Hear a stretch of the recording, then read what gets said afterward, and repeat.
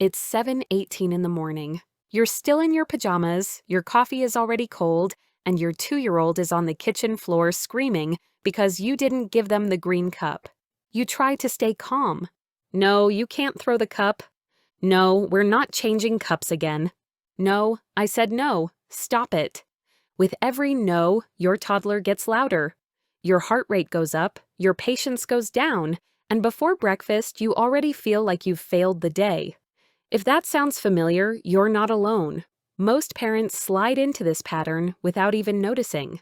You start the toddler phase with good intentions, and before you know it, your whole day feels like a series of no, don't, stop, not now. You're not trying to be harsh. You're trying to keep your child safe, teach them boundaries, and just get through the day. But the more you say no, the less your toddler seems to listen. The more you push, the harder they push back. In this video, I want to give you a different option. You're going to learn why constant no backfires so easily with toddlers, what simple 3-word phrase works much better, and how you can start using it today in real situations. You'll still keep your boundaries. You'll still be the parent. But you'll sound less like a brick wall and more like a calm leader your child can actually follow. Let's start with what's really going on when you're stuck in the no loop. When your toddler hears no all day, it doesn't land the way you think it does. You might be saying, "No, that's not safe," or "No, now isn't a good time," or "No, we're not doing that right now." What many toddlers actually feel is, "You're wrong, you're bad, I'm against you." At around 2 or 3 years old, your child's whole brain is focused on one giant project: becoming their own person. They are discovering that they have preferences, opinions, and power. They want to choose, to decide, to test. That drive is healthy. It's part of how they grow. But they don't have the skills to manage those big feelings yet. They don't have the language, the impulse control, or the brain structure to stay calm when they feel blocked. So you get this clash. Your job is to keep them safe, fed, and somewhat on schedule. Their job is to explore, demand, and push against limits. Every no feels like a door slamming right in the middle of that job. You might say no 100 times in one day. No, don't touch that. No, put that back. No, not now. No, stop jumping. No, no, no. By dinner time, your child has heard no so many times that it either sends them into automatic rage or it doesn't register at all. The word loses its meaning. And that's dangerous because you actually need no for the really serious moments when they run toward the street or grab a knife or reach for a hot stove. In those situations, you want no to be a big red stop sign in their brain. If it's just background noise, it can't do that job. So we need a different way to handle all the small everyday battles so that no can go back to being rare and powerful for emergencies. That's where the 3-word phrase comes in. The phrase is simple: yes after X. 3 words. Yes after something. Instead of no, you can't have a cookie, you say yes after dinner. Instead of no, we're not watching TV, you say yes after we tidy up. Instead of no, we're not going to the park, you say yes after nap time. At first, it might sound like a trick. It might even feel a bit fake, like you're pretending to say yes when you mean no. But listen to what's actually happening. Your toddler is not wrong for wanting a cookie, or a cartoon, or more time at the playground. Their desire is not the problem. The problem is timing, safety, or balance. When you say a flat no, you aren't separating the desire from the timing. You're rejecting the whole package. When you say yes after X, you're telling the truth. This thing can exist in your child's life, just not right this second. You're doing 3 important things in one small sentence. First, you validate the wish. Yes. Second, you set a clear boundary. After X. Third, you give a simple roadmap. First this, then that. That last part is huge. Toddlers think in sequences. First we brush, then we eat. First we put on shoes, then we go outside. When you put their wish inside a sequence, you are talking their brain's language. Let's walk back into that morning cookie scene, but this time using the phrase, your toddler. Cookie, I want cookie. You get down on their level. You look at them, really seeing how badly they want it. You really want a cookie? Yes, you can have a cookie after breakfast. First, we eat your toast and fruit. Then we choose a cookie together. They may still cry, they may still grumble, but instead of feeling totally blocked, they've just been handed a path. Their brain doesn't have to fight the idea of never. It only has to deal with not yet. Another example. Your toddler begs for TV the minute you walk in the door. TV! I want TV! I want Bluey! Old response. No, not now. I just got home. I'm tired. Stop asking. I said no. New response. You really want to watch TV? Yes, we'll watch TV after dinner. First we eat, then we watch one episode together. You can even point to a simple routine chart or just use your fingers to show the order. 1. Dinner. 2. TV. You're not giving in. You're not saying yes to instant gratification. You're saying yes to their desire in a way that fits your values and your schedule. Now let's put this phrase into a slightly more emotional situation. Leaving the playground. Your toddler is mid-swing, messy-haired, happy. You check the time and feel a little dread rising.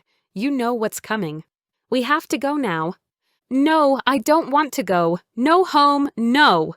You could say, no, we're not staying. Stop it. We have to go. You've probably done that before. You know how it ends. In tears, both of you frustrated. Or you can try this. I see you're having so much fun. You want to stay. Yes, we can come back after nap time. Right now, it's time to go home for lunch. Do you want 2 more swings or 3 more swings before we leave? You've just done something very important. You put their wish into the future. Yes, we'll come back. You set the now boundary. Now we go home. And you added a choice. 2 swings or 3. That choice is another powerful tool. Toddlers crave some control. When they feel completely powerless, they fight. When you give them real choices inside your boundary, you feed that need for control in a healthy way. Here's how yes after X and choices can work together at home. Your child doesn't want to get dressed. They want to play with their toys in pajamas. You want to keep playing. Yes, after you get dressed, you can play again. First clothes, then toys. Do you want to put on your red shirt or your blue shirt? Again, same structure. Yes, after X, plus a choice inside the limit. There's another crucial piece that makes all of this work even better, and that's how you speak about what you want them to do. Most of us default to negative language. Don't run, don't throw, don't touch that. But toddlers latch onto the last words they hear. If you say don't run, their brain often hears run. If you say don't touch that, they hear touch that. It's not defiance, it's how their memory and attention work. So when you're replacing no with yes after X, it helps to also flip your language into what you do want, not just what you don't want. Instead of don't throw your toy, you can say toys stay on the floor. Instead of don't hit, you can say hands are for gentle touches. Instead of don't yell, you can say use your quiet voice inside. Now, combine that with the 3-word phrase. Your toddler wants to keep throwing blocks at the wall. You have a lot of throwing energy. Yes, after we're done with blocks, you can throw the softball outside. Blocks stay on the floor. Do you want to stack them high or make a long road? You see the pattern now. You validate the energy, you redirect where it belongs, you state what you want, and you still keep the limit. There's one more element that quietly changes everything: naming feelings. Toddlers are often overwhelmed by emotions they can't name. They go from 0 to 60 in seconds because they don't have a story for what they feel. When you put their feelings into words, you're doing emotional translation. You're telling their nervous system, this intensity has a name and I'm not scared of it. So before or after you say yes after X, You can add a simple feeling sentence. You're really angry because you want the cookie now. You're sad because it's hard to leave the playground. You're frustrated because you want my phone. Then you give the structure. Yes, after dinner. Yes, we'll come back tomorrow. Yes, after I'm finished with this message. You might be surprised how often a child's crying softens just from hearing their inner state reflected back. They feel seen. And when they feel seen, they don't have to fight so hard. Let's imagine a full mini-scene using all of this. You're in the supermarket. Your toddler sees a bright, shiny toy hanging by the checkout. Toy! I want that toy! Old pattern. No, we're not buying that. Put it back. Stop asking. We're not getting it. No. New pattern. You take a breath and crouch down. You really like that toy. It looks fun. You want to take it home. You pause for a second to let that sink in. We're not buying toys today. Yes, we can put toy on your birthday list. Today we're buying food. Do you want to help me put the apples on the counter or the bananas? You didn't use yes after X, literally here, but the structure is the same. You gave their desire a place in the future, you stated the current boundary, and you offered a choice right now. You won't avoid every meltdown with these tools. Sometimes your child will still scream in the supermarket. Sometimes you will still snap and say no, louder than you meant to. You're human. Your toddler is human. That's okay. What changes over time is the overall tone of your relationship. Instead of feeling like enemies on opposite sides of a battlefield, you start to feel like teammates. You're still the captain, but you're both on the same side. Now, what about those moments when no really is the only appropriate word? There will always be situations where you need a hard, fast, sharp no. Safety, harm, serious disrespect. If your toddler bolts toward the road, goes to stick something into an electrical socket, hits another child with a toy, or reaches for a knife, you don't have a gentle, patient conversation. You say no firmly and immediately, and you physically intervene if you have to. The beauty of using yes after X in all those smaller daily situations is that your big no stands out again. Your child is not numb to it. They haven't heard it 100 meaningless times that morning. When you shout no, their body notices. That's exactly what you want. So think of it this way. Yes after X is not about never saying no. It's about saving no for when you really need it and using something more constructive the rest of the time. Let's zoom out for a moment and imagine what a whole day could look like when you start using this phrase more often. It's morning. Your toddler wants chocolate cereal and TV immediately. You really want chocolate cereal and you really want to watch your show. Yes, you can watch your show after breakfast. First we eat, then TV. For breakfast, you can choose toast or yogurt. Which one? Later, they start to pull all the books off the shelf. You're curious about the books. Yes, after we read, we can put them on the floor and make a book train. Books live on the shelf or on the floor when we're reading. Do you want this book or this one?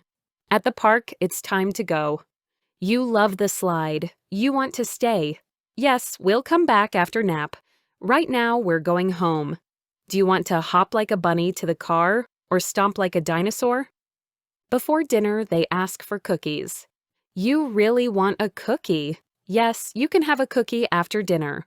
First, we eat your chicken and carrots. Then we choose one cookie. Do you want me to put it on the counter so you can see it while you eat? At bedtime, they beg for another story. You love stories. Yes, tomorrow we will read this book first.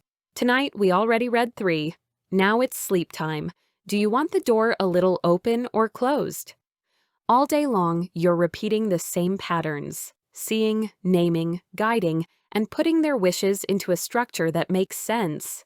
You're not negotiating with a tiny lawyer, and you're not giving up your authority. You're using your authority in a way that protects connection. So how do you actually start doing this if you're deeply stuck in the no habit? Start small. You don't have to change every interaction overnight. Pick one routine that is the most painful right now.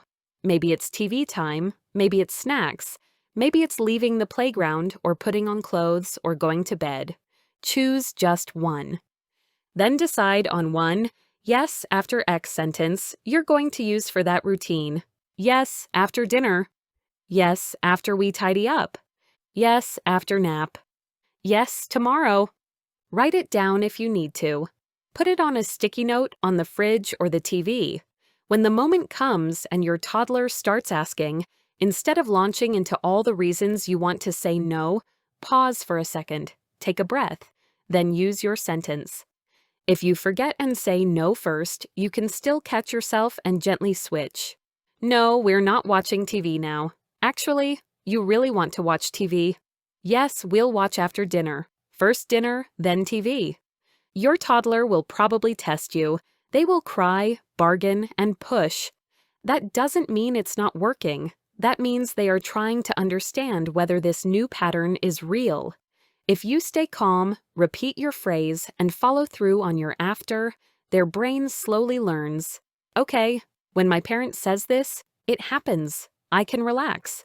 Following through is crucial. If you say yes after dinner, and then keep moving the goalpost, your child will learn that your words don't mean anything. If you say yes tomorrow and then never mention it again, they will stop trusting you. So when you use this phrase, use it for things you can actually deliver. And when the after moment comes, be the one to bring it up. You ate your dinner, you waited. Now it's cookie time, just like I promised. That sentence might be more powerful than you realize. You're teaching patience, trust, and self-control all at once. Finally, be kind to yourself. You will still have days where you're tired, overwhelmed, and no tumbles out before you can catch it. You will still lose your temper sometimes. Changing the way you speak to your toddler is not about being a perfect, endlessly patient robot. It's about small shifts that add up over time. Every time you move from no, stop that, to yes after X, you're reducing a little bit of friction in your home. Every time you say, you're really mad because, you're helping your child understand themselves. Every time you offer a choice inside your limit, you're showing them that they have power and you have a plan. And every time you save no for when it truly matters, you're protecting your ability to keep them safe. So the next time your toddler is on the floor over a cookie or a cup or a cartoon and you feel no rising in your chest, try this instead. You really want that. Yes after X. It won't fix everything in one day, but it might be the start of a calmer, kinder way for you and your tiny human to live together.